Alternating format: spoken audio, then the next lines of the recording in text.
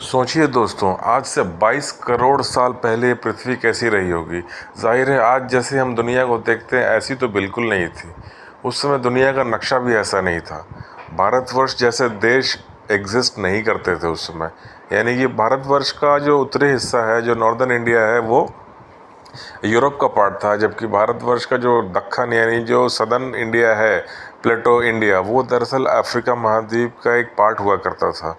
उस समय और भी कई सारे महाद्वीप आज जैसे नहीं थे, और वही एक दौर था जब समुद्र से निकल के कुछ मछलियों की प्रजातियों का ट्रांसफॉर्मेशन हो रहा था, और कुछ उमस वाले इलाकों में धीरे धीरे जो है कुछ मॉडिफिकेशन के कारण बड़े रेप्टाइल्स का जो बड़ी समुद्री मछलियां हैं वो एक बड़े रेप्टाइल्स के रूप में जो है इवॉल्व हुई।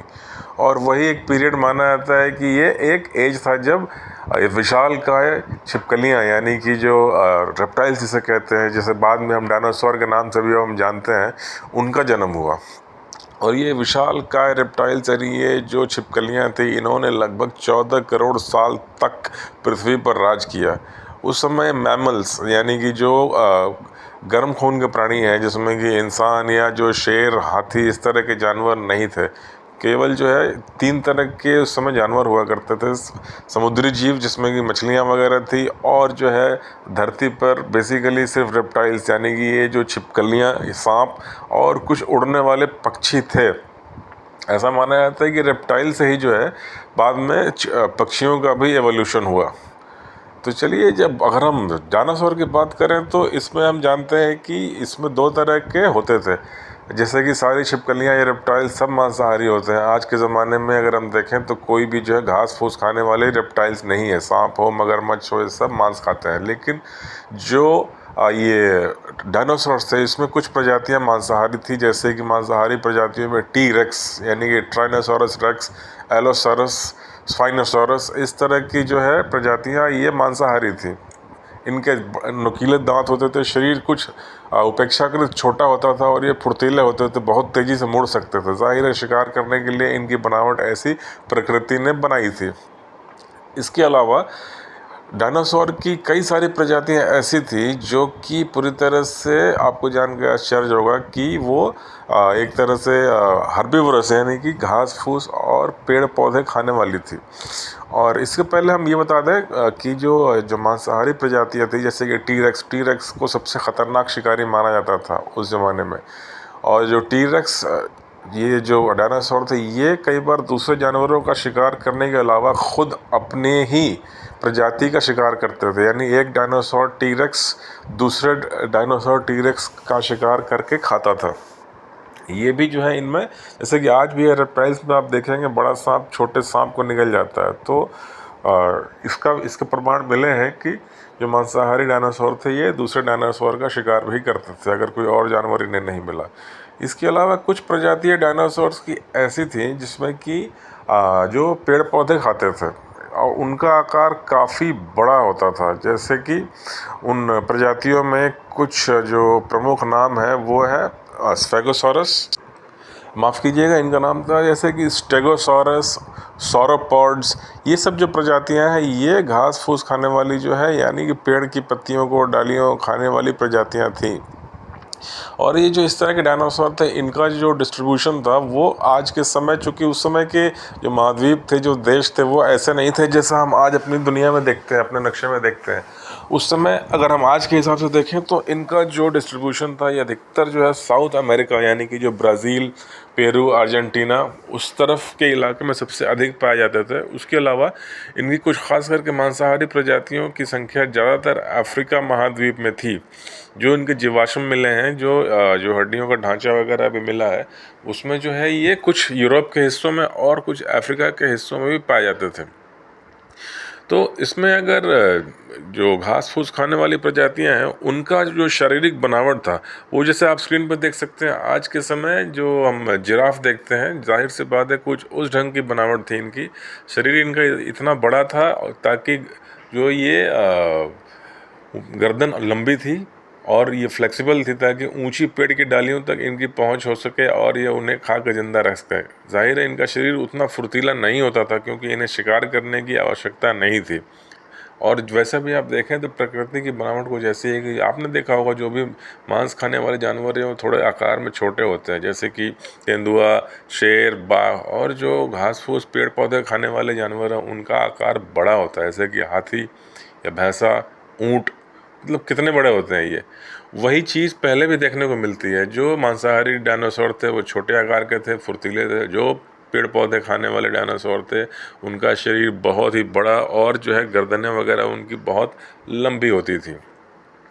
तो अब और दूसरा कि ये डायनासोर अंडे देते थे, जैसे कि हम जानते हैं कि ये रेप्टाइल थे, तो रेप्टाइल जो है कभी भी बच्चे नहीं देते और डायनासोर के अंडे होते थे।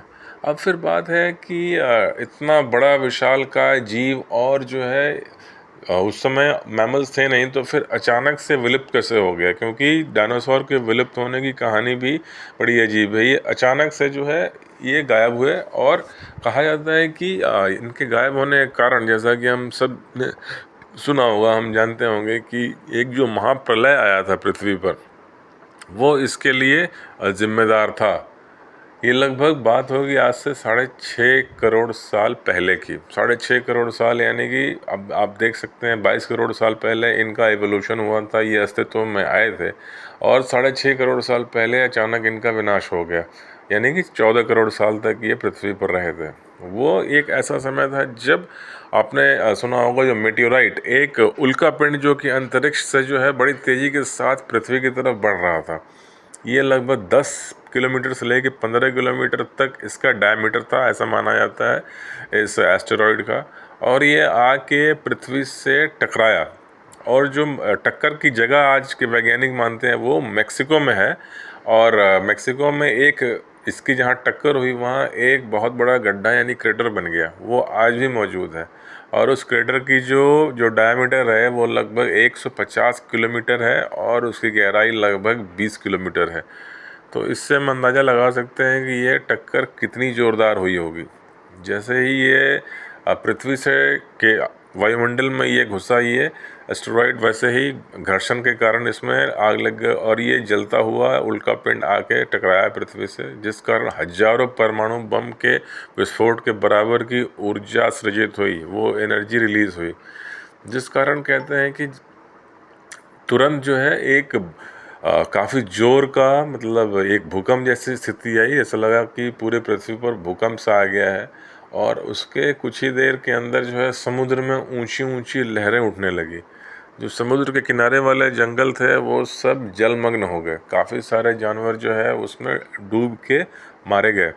उसके थोड़ी देर बाद, कहते हैं 1 घंटे के बाद, जो है पृथ्वी से जो धूल मिट्टी वगैरह जो ऊपर उठी थी वो जो है फिर ऊपर से नीचे की तरफ जलते हुई अवस्था में बरसना शुरू हो गया। यानी कि मान के चलिए कि पृथ्वी पर एक तरह से आसमान से अब आग बरस रही थी, और पूरे पृथ्वी का जो तापमान है वो लगभग 150 डिग्री या उससे ऊपर पहुंच गया था। यानी कि देखते ही देखते कुछ घंटों में डायनासोर के अलावा जो भी पृथ्वी पर जीव जंतु थे उन सबका समूल विनाश हो गया। कहते हैं कि 80% पृथ्वी की जो भी जानवर या पेड़ पौधों की जो प्रजातियां थी वो सब नष्ट हो गए। केवल वही जीव प्रजातियां बची जो कि समुद्र में नीचे गहरे रहते थे, पानी के जीव, और कुछ ऐसे जीव जंतु थे जो कि बिल बना कर रहना शुरू हो गए थे। यानी कि जो मैमल्स, यानी जो गर्म खून के बच्चा देने वाली जो प्रजातियां हैं, जैसे कि खरगोश, आदमी, इंसान, हाथी, घोड़ा, कुत्ता, इस तरह की कुछ छोटे छोटे जानवर उस समय डेवलप हुए थे जो कि इन बड़े जानवरों के डर से ज़मीन में बिल बना के अंदर रहते थे। वो अंदर बिल में गहरे रहने के कारण कुछ उनकी प्रजातियां बच गई, और फिर धीरे धीरे कई करोड़ साल तक पृथ्वी एक तरह से जन शून्य रही। उसके बाद फिर कुछ ऐसी घटनाएं हुई, जैसे कि कुछ जियोलॉजिकल मूवमेंट ऐसी हुई कि टेक्टोनिक प्लेट्स टूटी, और जो यूरोप का एक यूरोपियन प्लेट था उसमें से एक हिस्सा टूट के पूरब की तरफ आया, और जो अफ्रीकन प्लेट था उसमें से एक हिस्सा टूट कर जो है नॉर्थ ईस्ट की तरफ गया, और इन दोनों प्लेट्स की टक्कर हुई, जिस कारण भारतीय उपमहाद्वीप का निर्माण हुआ, और उसी टक्कर के कारण हिमालय पर्वतों का भी निर्माण हुआ। और फिर उसके बाद का जो दौर था उसमें बेसिकली अब रेप्टाइल से आगे बढ़ के जो है अब मैमल्स की उत्पत्ति शुरू हो गई। फिर जो आगे बढ़ते बढ़ते कई लाखों करोड़ों साल के बाद फिर उसने इंसान के रूप में जो है डेवलपमेंट पाया। यानी कि पहले ऑब्वियसली एप या जो बनमानुस हुए, उसके बाद जो है फिर इंसान जैसे मतलब इंसान धीरे धीरे डेवलप। हालांकि इंसानों की कहानी बहुत पुरानी नहीं है, इस मुश्किल से कुछ 30-40 लाख पहले तक का ही माना जाता है। तो और हाँ, ये आज जो कई जगह जो है, अभी आपको जान के आश्चर्य होगा, भारत में भी गुजरात स्टेट में डायनासोर के अंडे मिले हैं, अंडों के जीवाश्म मिले हैं, यानी फॉसिल मिली है।